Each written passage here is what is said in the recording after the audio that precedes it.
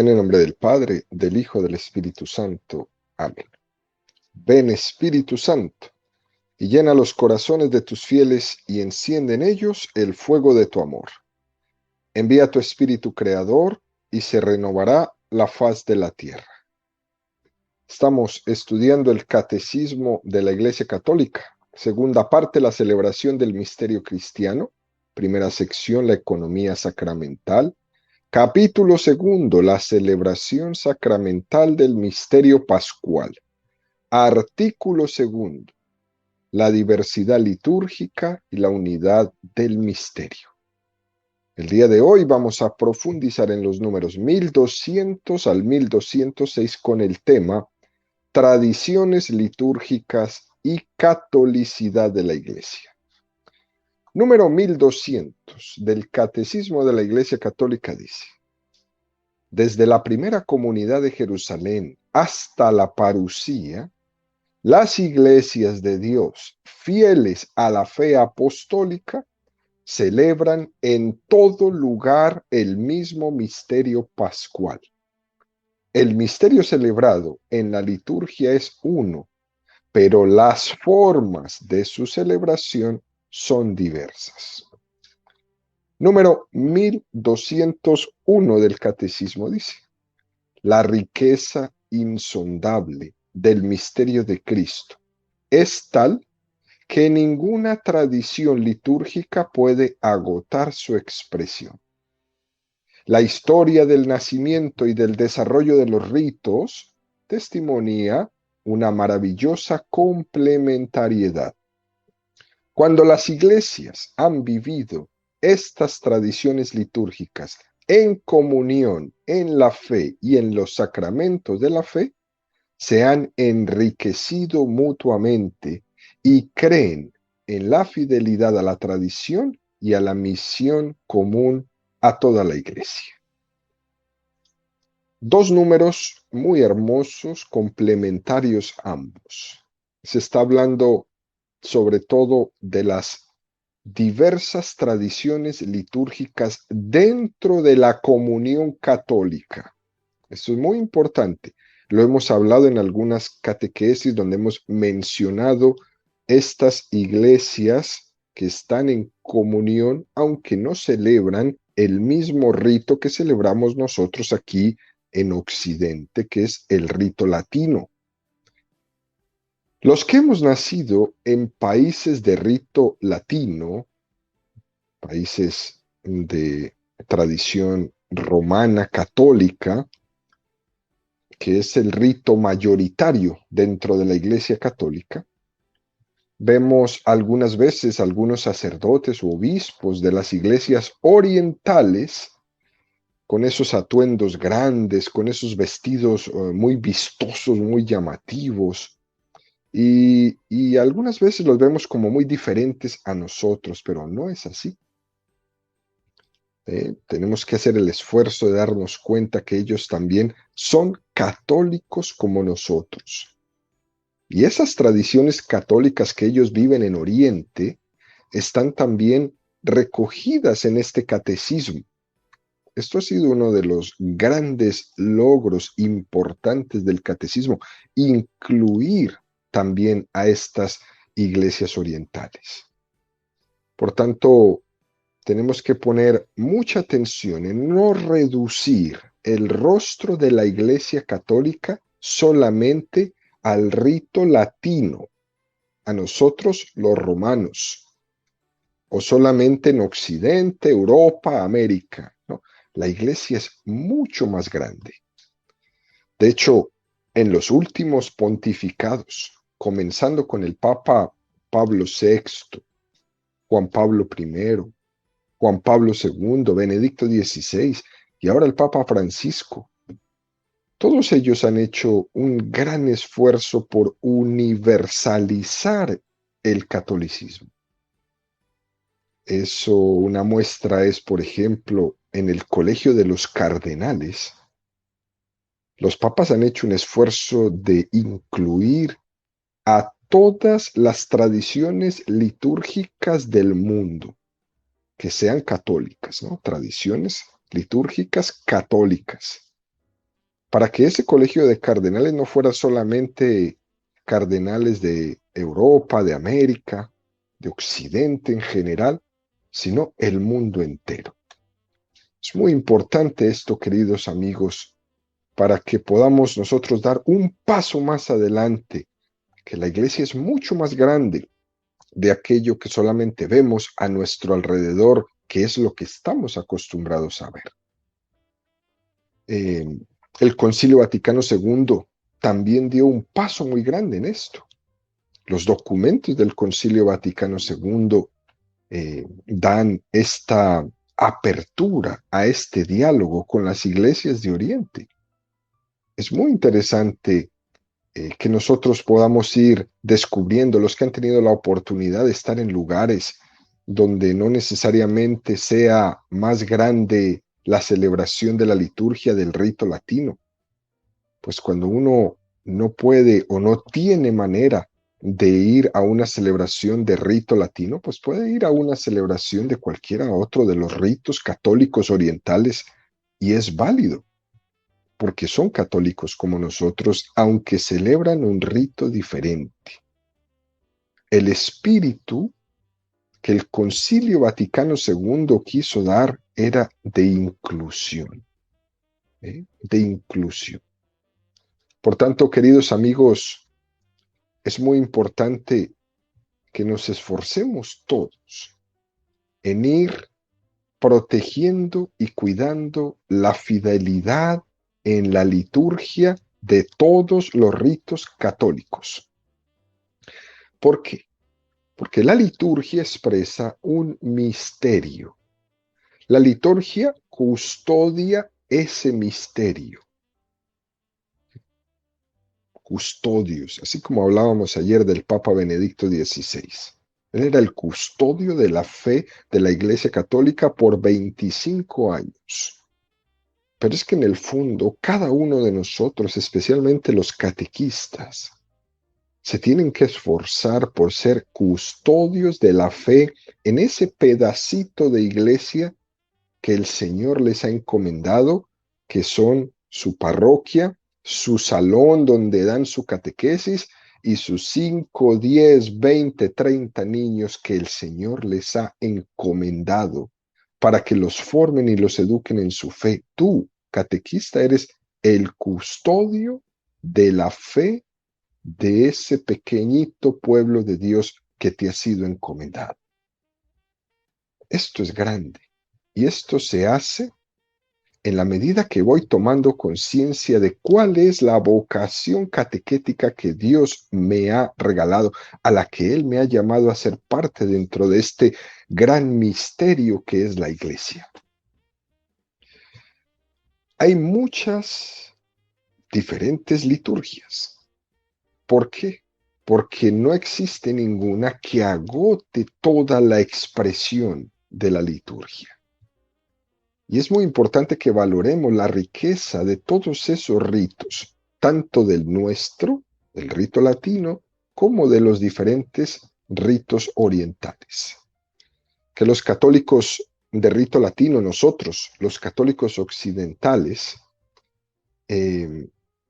tendríamos que reservar en nuestra vida algún tiempo para estudiar, para conocer, para saber un poco más de las iglesias orientales, de la iglesia siria, de la iglesia egipcia, de Israel, y participar, si es posible, alguna vez en nuestra vida, irnos a alguna de estas liturgias que también son católicas, participar de ellas no de manera regular, pero por lo menos para tener ese conocimiento de lo que son y cómo celebran las iglesias orientales. Esta diversidad de las liturgias dentro de la Iglesia Católica, lo que está expresando es la tremenda riqueza y todos los destellos de luz, de colores, de diversidad en esa unidad enorme que es la Iglesia Católica. Dicho esto, el Catecismo nos presenta el número 1202 que dice: las diversas tradiciones litúrgicas nacieron por razón misma de la misión de la Iglesia. Las iglesias de una misma área geográfica y cultural llegaron a celebrar el misterio de Cristo a través de expresiones particulares, culturalmente tipificadas en la tradición del depósito de la fe, en el simbolismo litúrgico, en la organización de la comunión fraterna, en la inteligencia teológica de los misterios y en tipos de santidad. Así, Cristo, luz y salvación de todos los pueblos, mediante la vida litúrgica de una iglesia, se manifestaban al pueblo y a la cultura a los cuales es enviada y en los que se enraiza. La Iglesia Católica puede integrar en su unidad, purificándolas, todas las verdaderas riquezas de las culturas. ¿Qué número tan profundo este número 1202 que nos presenta el catecismo? Aquí nos dice que existe un principio que se llama de encarnación. Al igual que hizo el Verbo cuando tomó nuestra carne humana y habitó entre nosotros, también la Iglesia, a la hora de evangelizar, se encarna en las diversas culturas. Se hace griega con los griegos, se hace latina con los latinos, se hace oriental con los orientales, se hace todo a todos para ganar a algunos. Una expresión muy hermosa. Este principio de encarnación, que alguien no tenga ese estilo de permanecer en un sitio y que el que quiera venir, que se acerque a mí. Esto no es. El Señor se acercó a nosotros. No que yo estoy y que los demás se acerquen. El Señor tomó nuestra carne humana y así la iglesia se acerca a las diferentes realidades culturales y se impregna de ellas. Esto es muy hermoso. Esto es muy hermoso. Yo no conozco una iglesia que haya hecho el esfuerzo tan grande como ha hecho la Iglesia Católica a través de estos 2000 años de inculturarse en cada realidad. Misioneros que van, sacerdotes, laicos, que son capaces de aprender 4, 5, 6, 10 lenguas para poderse comunicar aquí mismo en nuestra realidad. Es impresionante y es meritorio ver cómo nuestros sacerdotes nacidos en tierra norteamericana, de familias anglosajonas, esforzarse por aprender a hablar el castellano para poder celebrar la misa en español para la comunidad migrante, o los sacerdotes que van aprendiendo la lengua portuguesa, o los sacerdotes que van aprendiendo la lengua coreana o la lengua vietnamí. Eso es una inculturación. O los sacerdotes que vienen de países latinoamericanos que empiezan a celebrar, a aprender el inglés para poder celebrar con las comunidades anglosajonas. Esa inculturación es algo propio de la Iglesia Católica y nunca la Iglesia ha dejado de hacerlo. Desde las grandes ciudades, las selvas de cemento, hasta las selvas de árboles, siempre ha estado la Iglesia entrando en esas realidades culturales, impregnándose de ellas, aprendiendo de esas expresiones culturales que son autóctonas, para poder llevar el Evangelio inculturizándolo a ese momento, a ese lugar propio de su historia, sin cambiarlo, sin cambiar el Evangelio. Inculturizar no es cambiar el Evangelio, es rescatar aquello que es puro, que es bueno de esa cultura, presentándole los valores del Evangelio, desechando aquello que era idolátrico. desechando aquello que incluso en algunos momentos pudo haber sido malo y presentándole al verdadero y único Dios, Jesucristo. Este es uno de los motivos por los que han nacido las diversas tradiciones litúrgicas, la manera para evangelizar a tantos pueblos de tantas culturas y de tanta diversidad. Esto no quiere decir, queridos amigos, que la Iglesia asuma todo lo que las diferentes culturas le quieran expresar, sino que es una labor tremenda de purificación. Así como nos dijo este número del catecismo, la Iglesia es católica, puede integrar en su unidad, purificándolas, todas las verdaderas riquezas de las culturas. Toda cultura tiene riquezas y toda cultura tiene defectos. Tenemos que tomar lo bueno y desechar lo malo. El ejemplo, cuando los misioneros llegaron a América, evangelizaron las culturas aztecas, las culturas andinas. Estas culturas tenían incluso sacrificios humanos en sus ritos y otros tipos de prácticas. Ahí hubo un trabajo de purificación. ¿Pudo haber sido mejor? Sí, pudo haber sido, posiblemente. Pero lo primero que se desecha es aquello que se ve que no es apto cristiano. Por ejemplo, el sacrificio humano. Se asume todo lo bueno, se desecha todo lo malo. Y este es el trabajo que hacen los misioneros cuando llegan a estos lugares. ¿Y cómo pagaron esos misioneros esa inculturización del Evangelio? Con su vida. Porque también al lugar donde se llega, los nativos no están acostumbrados a esta nueva predicación, a este nuevo estilo de vida que el cristianismo propone. Y entre ese estira y afloje de la inculturización, pues también se tiene que pagar con la vida. Y los misioneros católicos nunca han tenido miedo de entregar su vida. Si no, echemos un vistazo simplemente a la lista de mártires en la evangelización de los nuevos pueblos y nos asombraríamos. Uno de ellos, que a mí me llama siempre muchísimo la atención, es el famosísimo San Francisco Javier. O también uno mexicano así más cercano a nosotros, San Felipe de Jesús, etcétera, etcétera. Ha ocurrido, por ejemplo, en la India, que algunos han evangelizado en la India presentando a Jesucristo incluso como el cambio por uno de los Budas dentro de ese politeísmo que impera allí.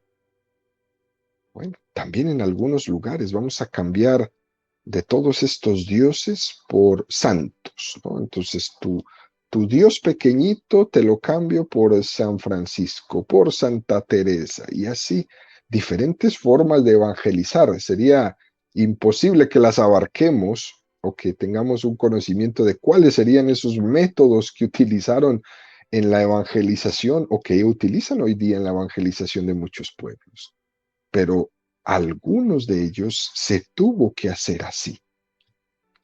No se puede confundir la inculturación con un complejo o con un no tener conciencia de que solo Cristo salva. ¿Por qué? Porque eso sería una deformación de la fe católica. A todo lugar donde vayamos, independientemente de aquello que vivan y que hagan, lo cual lo respetamos, no vamos a bajar el Evangelio de Jesucristo con una especie de complejo de dejar de predicar a Jesús y su verdad por miedo, por temor, por vergüenza, por pena, por lo que sea, sino que el estandarte siempre tiene que estar arriba, la verdad y la conciencia de que solo Jesucristo salva. Y entonces nuestro trabajo de evangelización, aunque sea supremamente lento, porque ese lugar donde estamos es supremamente difícil, no por ello debemos dejar de hacerlo. Para eso, expertos de la evangelización tienen que ser pacientes. Por eso los que me están escuchando, que no se tienen que ir muy lejos a evangelizar, que en su misma casa tienen ahí los ateos más grandes del mundo viviendo con ustedes. Hay que ser pacientes en nuestra evangelización. Lo que nunca podemos hacer es dejar de hablar de Jesucristo. Es nosotros bajar las manos de esa conciencia de que solo Jesucristo salva. Porque si tú te callas, hablarán las piedras. Pero hay que ser en la evangelización pacientes. Dicho esto, el catecismo nos presenta el número 1203 que dice: las tradiciones litúrgicas o ritos actualmente en uso en la Iglesia son el rito latino, principalmente el rito romano, pero también los ritos de algunas iglesias locales como el rito ambrosiano, el rito hispánico mozárabe, el rito hispánico visigótico o los de diversas órdenes religiosas. Y los ritos bizantinos, alejandrino, copto, siriaco, armenio, maronita y caldeo. El Sacrosanto Concilio, fiel a la tradición, declara que la Santa Iglesia concede igual derecho y honor a todos los ritos legítimamente reconocidos y quiere que en el futuro se conserven y fomenten por todos los medios. ¡Qué rito! ¡Qué número tan hermoso! La Iglesia que ve en cada uno de los ritos la gran riqueza que tienen. No se trata de borrar, de quitar, de destruir. Se trata de llamar a la unidad. Es bueno que nos familiaricemos con estos términos, queridos amigos, especialmente los catequistas, para que nuestra cultura eclesial sea cada vez más amplia y esto no nos suene demasiado lejano y demasiado raro, sino más bien que sea parte de nuestro conocimiento. Vamos a explicar un poquito cómo se organizan las diferentes iglesias católicas orientales, así como nos enseña el catecismo. De la forma como nosotros, los católicos de Occidente, del rito latino, del rito romano, tenemos el Código de Derecho Canónico para la Iglesia Latina, también el Papa aprueba el Código de Derecho Canónico para las iglesias orientales. No se usa el mismo. Y esto es uno de los regalos más grandes que la Iglesia ha hecho. Hacer un código de derecho canónico para que se rijan las iglesias de Oriente con sus propias normas. Primer grupo, las iglesias patriarcales. Las iglesias patriarcales son la caldea, la copta, la siriaca, la maronita y la melquita. Segundo grupo son las iglesias archiepiscopales, que es la iglesia ucraniana y la iglesia siro-malabar. Todas estas son católicas. Tercer grupo, las iglesias metropolitanas. Son la iglesia etíope, la iglesia siro-malancár, la iglesia rumana, la iglesia rutenia en América. Cuarto grupo, las iglesias subjuris, son todas las demás. La iglesia greco-católica, no todas pueden tener jerarquía eclesial, pero el Papa Juan Pablo II instituyó para ellos esas jerarquías. Fíjense bien en este datito, queridos amigos. En atención a los crecientes movimientos de población, la Santa Sede ha erigido en algunas naciones occidentales algo que se llaman los ordinariatos. ¿Para qué? para atender a los fieles de las iglesias orientales que viven en los países occidentales. Por ejemplo, un ordinariato sería una iglesia que existe donde van a la misa, a sus celebraciones litúrgicas, por ejemplo, la comunidad griega. Su misa es en griego, su rito es el rito griego, y ellos son católicos como nosotros, pero no van a la misión católica o no van a San Patricio o a la catedral, tienen su propio ordinariato. Estos ordinariatos, aunque estén en nuestra ciudad, en nuestra diócesis, obedecen directamente al patriarca del cual han procedido, no directamente al obispo de esa ciudad. Por eso se crea eso, ese ordinariato, para preservar a ellos en su rito. En la tradición oriental, a estos ordinariatos se llaman eparquía o iglesia particular. Nosotros en Occidente a eso mismo le llamamos diócesis. En la iglesia oriental se llama eparquía, en la iglesia occidental nuestra se llama diócesis. También hay otro nombre, se llama exarcado. Se le llama a la iglesia particular que se erige en los demás territorios distintos a los suyos. Estos son nombres, queridos amigos, a lo mejor es muy denso la explicación del catecismo que estamos haciendo, pero es importante saber cómo la iglesia abre sus puertas cada vez más para proteger a los creyentes en sus diferentes ritos, que cuando tienen que salir a otro lugar por ese crecimiento de población en lugar donde hay muchos migrantes, pues ellos puedan seguir celebrando su fe así como lo hacían allá en su pueblo. En nuestras iglesias católicas pasa lo mismo. El hecho de que la parroquia de San Patricio abra las puertas y celebre, por ejemplo, su misa en español y su misa en vietnamí y su misa en francés, pues es una manera como la iglesia abre sus puertas para que las personas que vienen de otros lugares se sientan como en su casa. Están celebrando en su lengua lo que han hecho siempre. Hay unas tradiciones enormes en los ritos de la iglesia. La primera de ellas es la tradición alejandrina de la iglesia de Alejandría.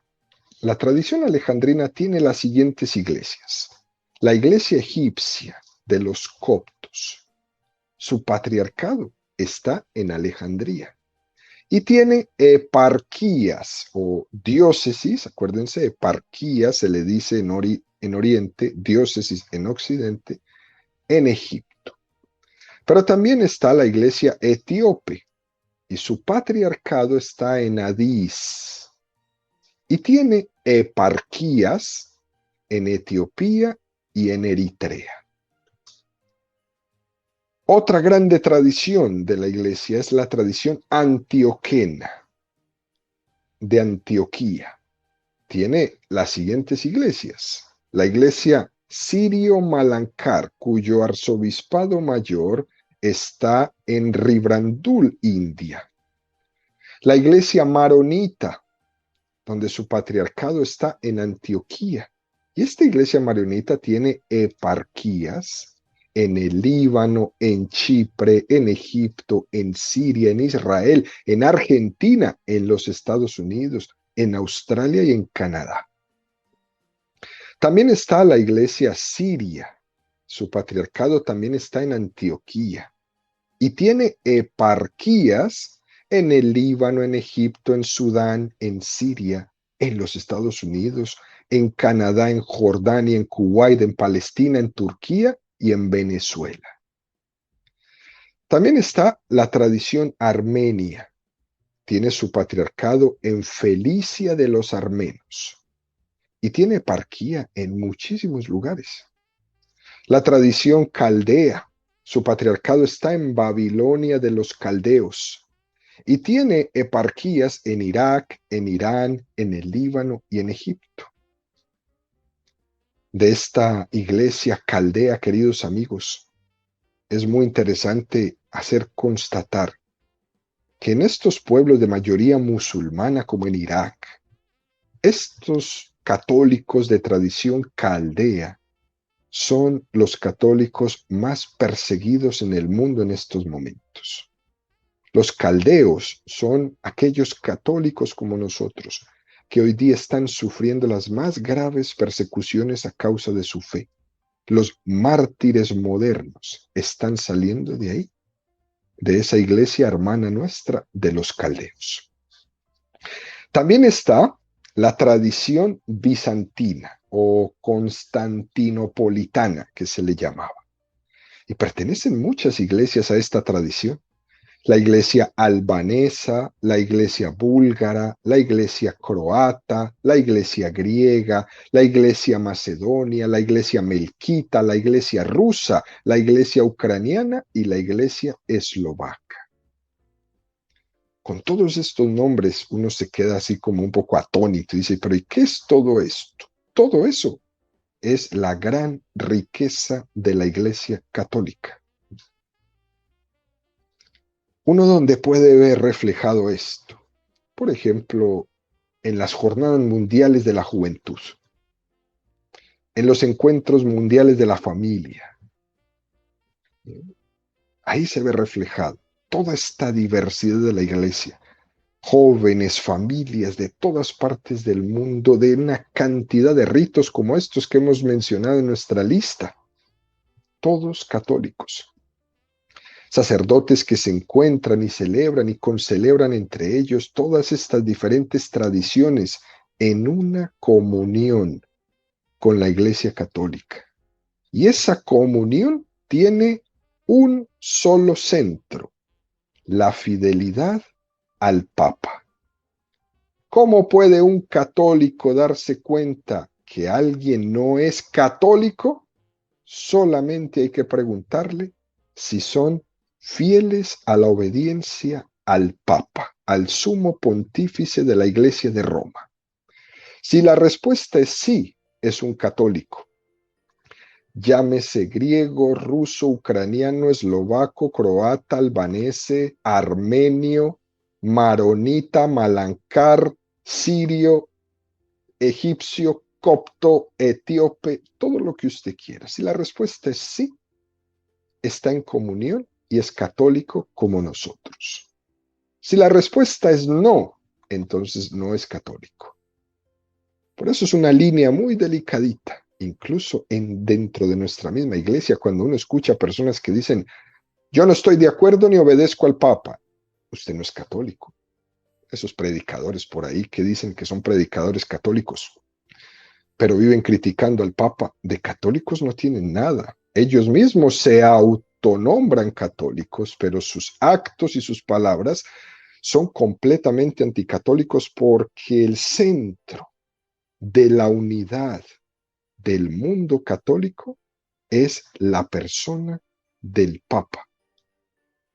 Y esto tiene que estar clarísimo para todos los catequistas que me están escuchando. Sin la figura del Papa no hay catolicismo. Es así de simple, así de sencillo. Dicho esto, el catecismo nos presenta el número 1204 que dice, por tanto, la celebración de la liturgia debe corresponder al genio y a la cultura de los diferentes pueblos, pero que el misterio de Cristo sea dado a conocer a todos los gentiles para obediencia de la fe. Debe ser anunciado, celebrado y vivido en todas las culturas, de modo que éstas no son abolidas, sino rescatadas y realizadas por él. La multitud de los hijos de Dios, mediante su cultura humana propia, asumida y transfigurada por Cristo, tiene acceso al Padre para glorificarlo en un solo espíritu. Y complementa el número 1205. En la iglesia, en la liturgia, sobre todo en la de los sacramentos, existe una parte que es inmutable por ser de institución divina, de la que la Iglesia es guardiana, y partes susceptibles de cambio, que ella tiene el poder y a veces incluso el deber de adaptar a las culturas de los pueblos recientemente evangelizados. Y por último, el número 1206 nos dice, la diversidad litúrgica puede ser fuente de enriquecimiento, pero también puede provocar tensiones, incomprensiones recíprocas e incluso cismas. En este campo es preciso que la diversidad no perjudique a la unidad. Solo puede expresarse esto en la fidelidad a la fe común, a los signos sacramentales que la Iglesia ha recibido de Cristo y a la comunión jerárquica.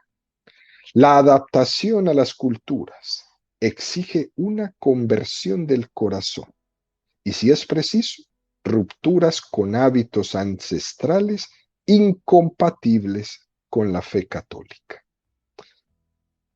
Aquí estos tres números dan un paso mucho más grande. La riqueza de la pluralidad litúrgica, y remarca muy claramente el catecismo que hay un gran peligro, y es que en esta diversidad podríamos faltarle a la unidad. No todo es tan bonito, no todo pinta tan bonito. También están los peligros y la falta de unidad y las peleas y los desacuerdos y también la falta de comunión e incluso los cismas, los rompimientos, como ese gran rompimiento que hubo en el año 1053 entre la Iglesia de Oriente, algunas, y la Iglesia que se llama ortodoxa y la Iglesia de Occidente, nosotros, los católicos romanos.